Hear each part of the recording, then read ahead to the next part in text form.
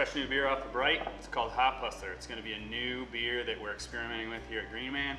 We'll be changing the hops up every time, possibly adding some fruit, maybe some spices.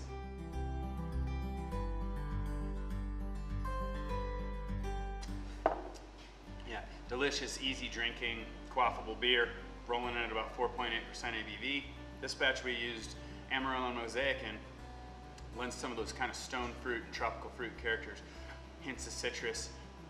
But like I said, really nice, easy drinking. Should be available everywhere our beer's sold, hopefully around in the early 2019. Keep an eye out on social media for updates.